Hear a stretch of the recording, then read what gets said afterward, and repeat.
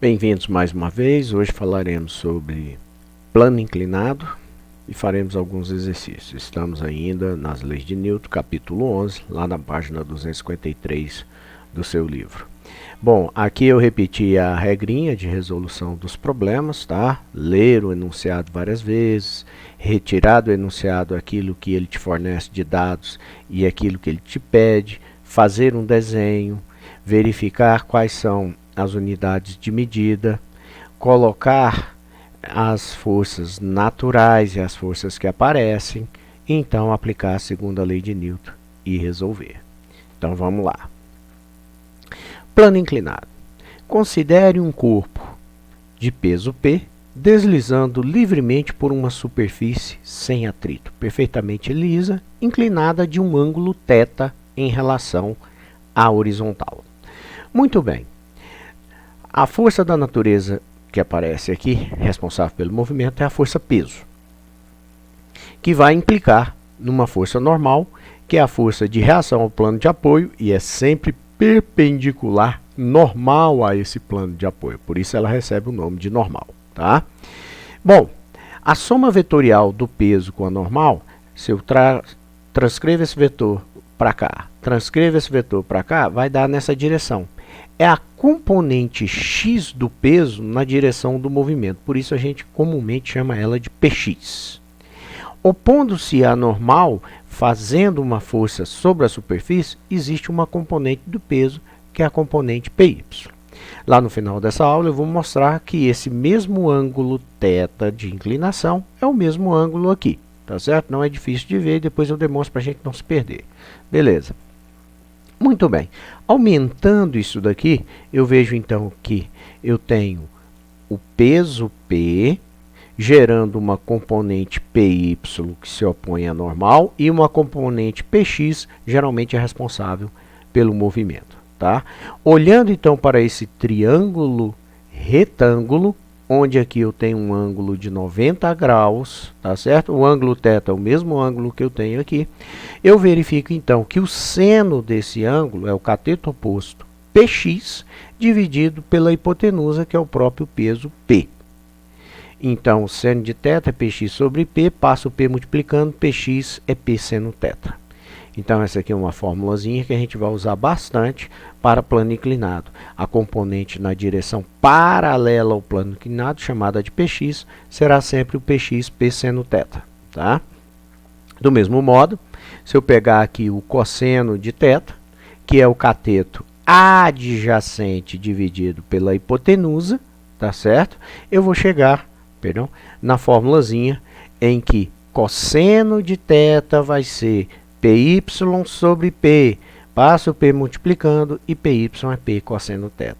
Então, aqui são as componentes px e py, onde px é P seno θ e py é P cosseno θ. Isso é clássico, são as formulazinhas que a gente utiliza para o plano inclinado, tá ok? Muito bem, exemplo. Está aqui um resumo, tá certo? De um plano inclinado, bem mais simples. Se aqui é θ, aqui também é θ, as componentes px e py e as duas equaçõezinhas que a gente escreveu. Muito bem. Px ele está relacionado ao movimento do bloco, como eu já falei. Então, a força resultante, que é igual a massa vezes aceleração, ela vai estar sempre na direção do provável movimento. Essa direção do movimento pode ser sempre adotada como uma direção x. Então, o px ele está na direção x. Nesse caso aqui, é a única força na direção do movimento, portanto, é a força resultante. Então, px é a força resultante, é igual a massa vezes aceleração. Como a aceleração pode ser o objetivo de ser calculado, um bloco colocado sobre uma superfície, tá certo? Lisa, ele vai ter uma aceleração que é igual, passa a massa dividindo, px dividido pela massa. Quem é o px? Nós acabamos de ver que ele é o P seno θ. E o que é P? O peso do bloco. Massa do bloco vezes a aceleração da gravidade. Massa em cima, massa embaixo você pode cancelar. Então, a aceleração de um bloco que esteja em um plano inclinado livre de atrito é igual a g seno θ. Tá? O seno de θ ele age como um redutor do valor da gravidade. Se eu pego lá o seno de 30 graus, que é um meio, tá certo? Então, ao invés de estar acelerado pela gravidade 10 metros por segundo em queda livre, você vai estar só pela metade, 5 metros por segundo ao quadrado, devido a essa inclinação. O PY, ele estará sempre relacionado à reação da força ao plano de apoio, que é a normal, tá? Então, geralmente, o que você vai ter? Na direção Y, você vai ter que a força resultante é nula, porque o bloco nessa direção Y, ele não sobe, ele não desce. Ou seja, ele não afunda na superfície, porque a normal e a componente PY são iguais. Então, na direção Y, a força resultante que você tem é a normal para cima, menos a PY para baixo, igual a zero. Ou seja, a normal é igual a PY, onde P é mg, e aí você tem que a normal, você vai calcular por mg cosseno θ. Então, isso aqui é o clássico que você vai usar para calcular a aceleração e a normal quando você tiver um plano inclinado. Exemplo. No P255 da página 247 diz: determine o módulo da aceleração dos corpos na situação esquematizada abaixo. Adote a gravidade igual a 10 metros por segundo ao quadrado. O fio e a polia têm massa desprezível e não há atrito. Considere o seno de 30 graus, 0,5.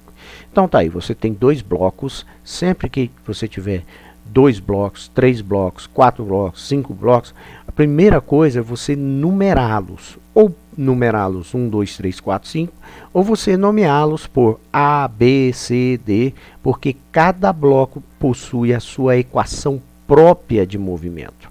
Então aqui é o bloco A, aqui é o bloco B, eles possuem a mesma massa, estão ligados por um fio, vai haver tração, esse está apoiado numa superfície, tem superfície, vai ter força normal. Não existe atrito. Maravilha, facilita bastante. Então, seguindo a nossa ordem de resolução, depois de ler, entender, já temos a figura, colocar as forças da natureza. Então, eu tenho a força peso do bloco A, eu tenho a força normal que acontece para o bloco A, eu tenho a componente X do peso do bloco A e eu tenho a componente Y. Já é uma decomposição, não é mais uma força natural, mas as componentes da força natural. As forças naturais estão aqui, peso e normal, tá ok? No bloco B eu vou ter o peso do bloco B, que vai implicar numa tração, que também é uma força da natureza, tá certo? Que aparece nos fios, par de ação e reação. Só que essa tração está no bloco B, essa está no bloco A, em corpos distintos. Por isso, sim, é um par de ação e reação. Então, em vermelho eu tenho aqui as forças da natureza. Aqui em laranja eu tenho as componentes de uma dessas forças da natureza, que é a força peso do bloco A. Muito bem. Para cada um dos blocos, eu vou escrever a segunda lei de Newton, tá? Que é uma equação de movimento. Então, se eu analiso o bloco A, o bloco A ele tem como direção provável do movimento essa direção paralela ao plano inclinado. Essa é a minha direção X para o bloco A. A tendência natural aqui desse bloco, já que eles têm a mesma massa, e esse está uma ação direta da gravidade, é que esse desça e esse suba. Mas suponha que você não consegue, na complexidade de alguns sistemas, saber qual é. E você não sabe se ele está subindo ou se ele está descendo, não tem problema. Se você adotar o contrário, que esse está descendo, na hora em que você fizer as contas, a resposta vai te dar uma resposta negativa para a aceleração. E no sistema sem atrito, a resposta é exatamente a mesma em módulo. Ela só vai estar negativa. O que você não pode é dizer, esse está subindo e esse também. Aí não tem lógica, tá? Então, se esse está subindo, esse está descendo. Se esse estiver descendo, esse tem que estar subindo, né? Mas não é muito difícil para os que nós iremos trabalhar perceber qual é a direção correta. No caso, sem atrito, é bem mais tranquilo. Agora, quando existir atrito, aí lá na frente a gente fala. Tudo bem. Então, se esse aqui vai subir, a tração está na direção do movimento, ela é positiva. Eu estou calculando as forças resultantes que aplicam em A apenas na direção do movimento. Então eu esqueço PY, eu esqueço P, eu esqueço normal. Só me interessam essas duas. Como essa está na direção do provável movimento, então ela é positiva. Menos aquela que atrapalha, Px. Isso me dá a força resultante. Essa menos essa é a força resultante que atua em quem? No bloco A. Tá ok? E essa aceleração vem da força resultante, igual a massa vezes a aceleração, é, portanto, a aceleração do bloco A. Porém, A e B estão amarrados. Aonde a vaca vai, o boi vai atrás, é mais ou menos isso. A mesma aceleração que o bloco B tiver, A também terá, porque eles estão ligados por um fio inextensível. Tá? Bem, escrevi a equação de movimento, a segunda lei de Newton, para o bloco A. Vou para o bloco B.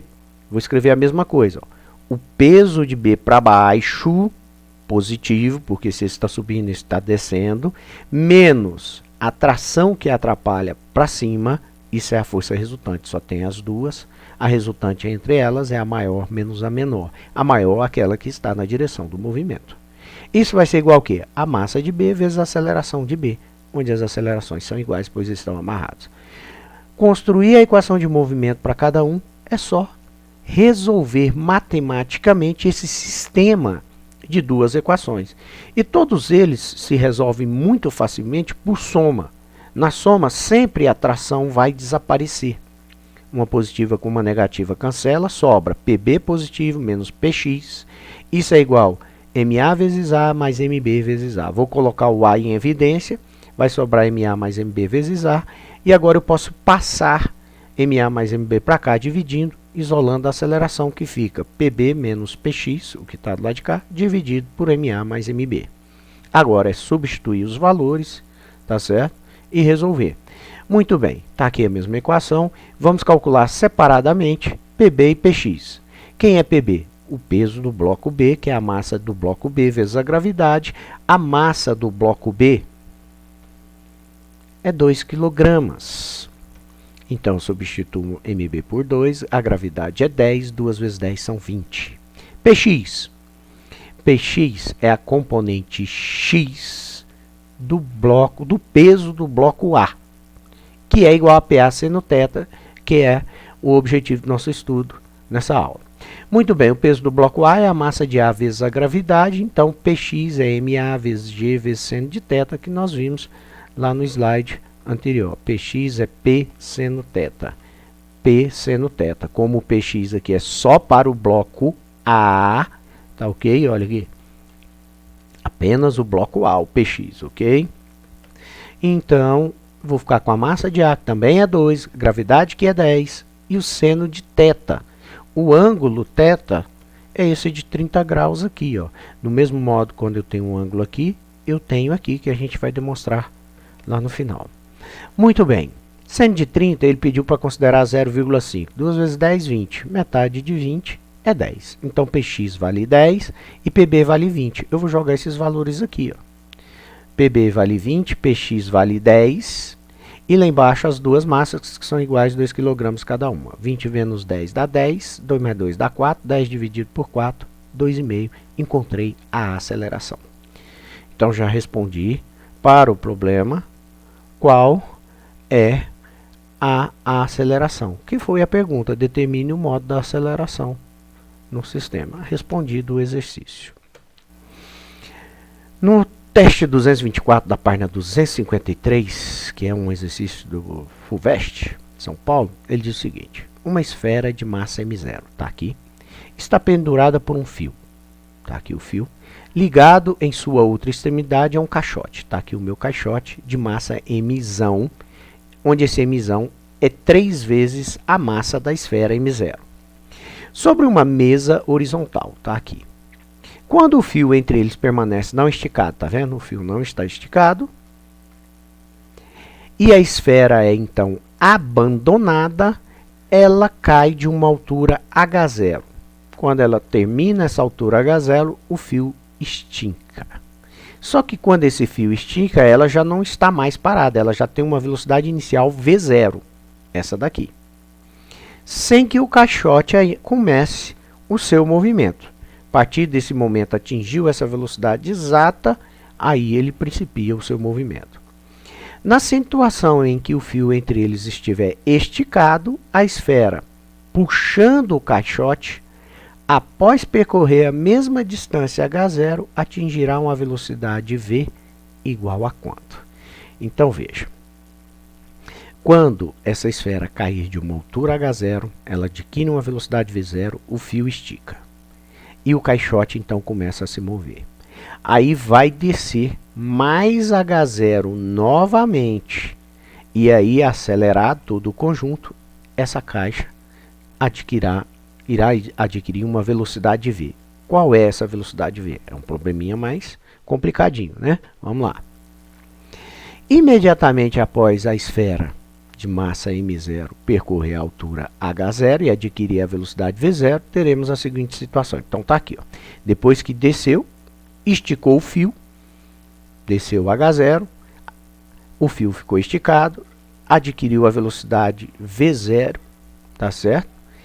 Essa é uma velocidade que vai ser inicial para esse movimento, mas é a final quando caiu de altura h0. Muito bem. Chamando esse aqui de bloco A e esse de bloco B, e fazendo nesse momento, então, a resolução aplicando a regrinha onde a gente começa colocando as forças da natureza. Peso do bloco B, peso do bloco A, está sobre uma superfície, vai implicar numa normal. Normal ao peso do bloco A. Tem um fio ligando? Tem. Então vai aparecer uma tração tentando romper esse fio. Por isso ela é chamada de força de tração, que traciona o fio. Então essas são as forças que eu tenho. Então, aplicando a segunda lei de Newton para cada um dos dois blocos aqui, A e B, eu terei o seguinte. O bloco A. Esse é o bloco A. Tá ok?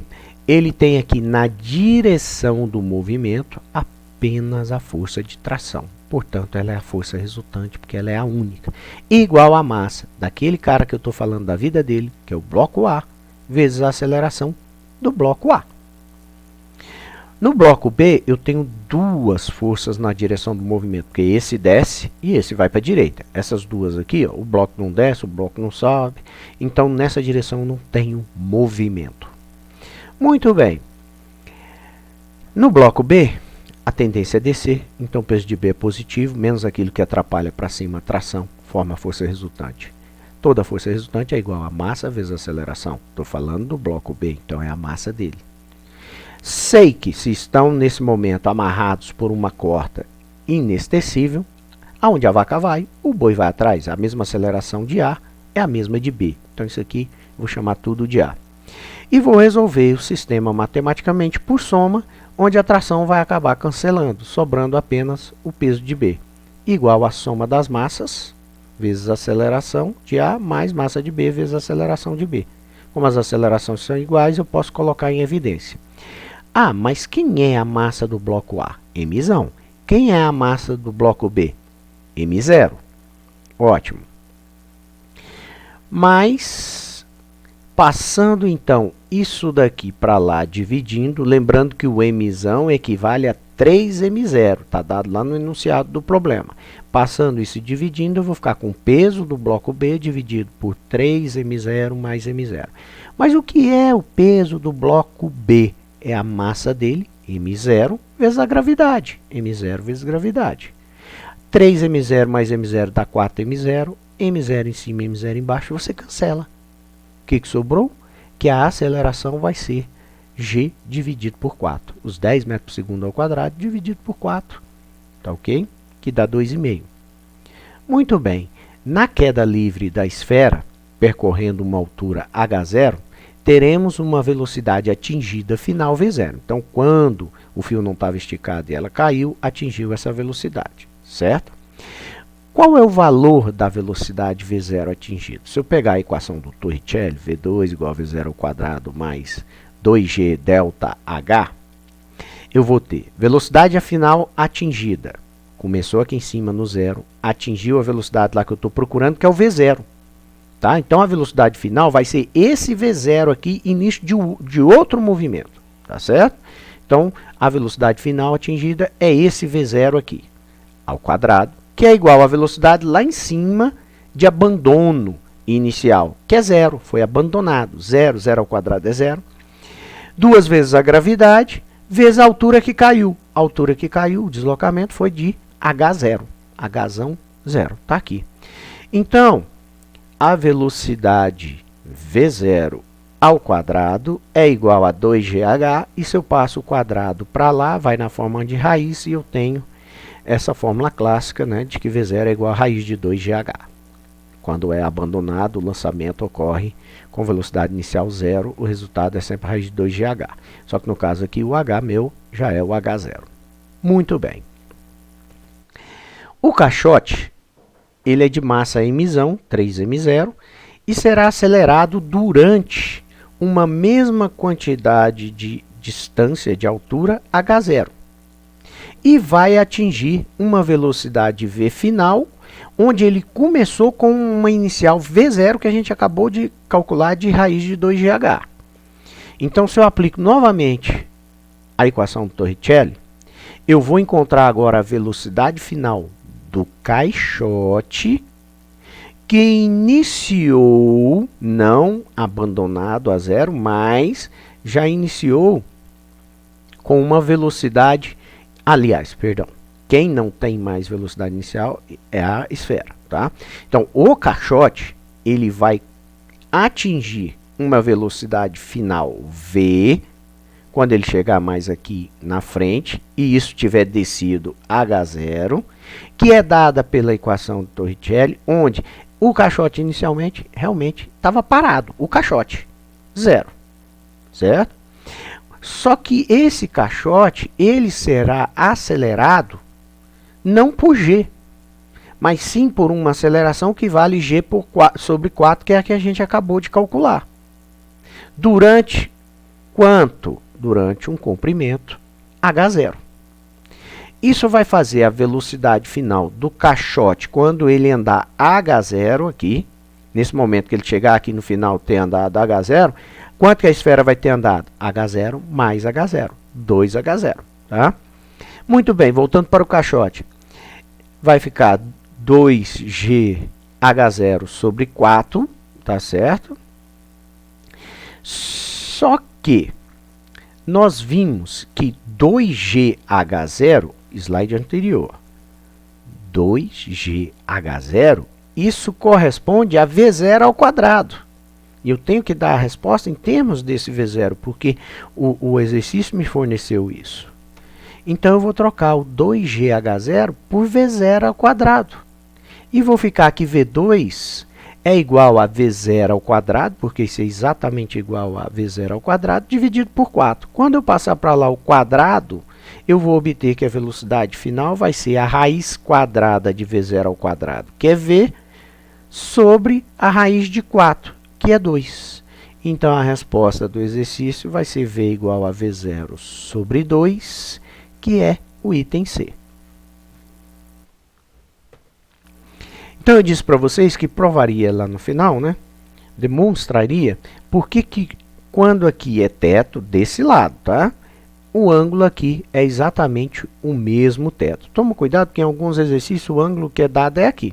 Quando é dado o ângulo aqui, o que você faz? Imediatamente encontra o que está aqui, que é o complementar de 90. Exemplo, se aqui for 30, aqui será 60, porque 30 mais 60 é 90.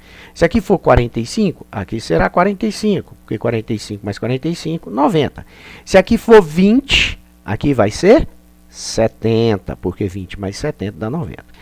Então, se eu sei sempre como encontrar o ângulo aqui, não tenho dificuldade, e ele é o mesmo aqui, tá certo? Eu resolvo o problema e vale as formulazinhas do plano inclinado, de que Px é P seno θ e Py é P cosseno θ. Agora eu vou demonstrar por que aqui, sendo θ, aqui vai ser sempre o mesmo θ. Olha só, se eu traçar uma paralela a esse ângulo e traçar uma paralela à horizontal, ó, então é uma paralela com essa, onde as duas se encontram, que é aqui, eu tenho aqui formado um ângulo θ, tá ok? Eu repliquei praticamente esse desenho para cá, fiz a transferência dele, tá? Muito bem, tem uma lei na matemática que diz que quando duas retas se cruzam, os ângulos alternos internos são sempre iguais, tá?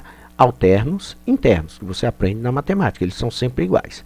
E se aqui, então, vale θ, eu te pergunto, quanto vale esse ângulo aqui? Veja que aqui ó, eu tenho exatamente 90 graus. Se aqui é 90 e aqui vale θ, obviamente isso aqui é 90 menos θ. Agora, se aqui é 90 menos θ, e olhando aqui eu tenho novamente 90 graus, entre essa pontilhada e essa pontilhada, ó, 90 graus. E se aqui é 90 menos θ, então aqui tem que ser, obviamente, θ. Porque aqui é θ, aqui é 90 graus, então de cá é o 90 menos θ. Então, se aqui é θ, vem novamente a regra dos alternos internos, onde duas retas se cruzam, os alternos internos são iguais. Então, aqui é θ e está demonstrado. Tá ok?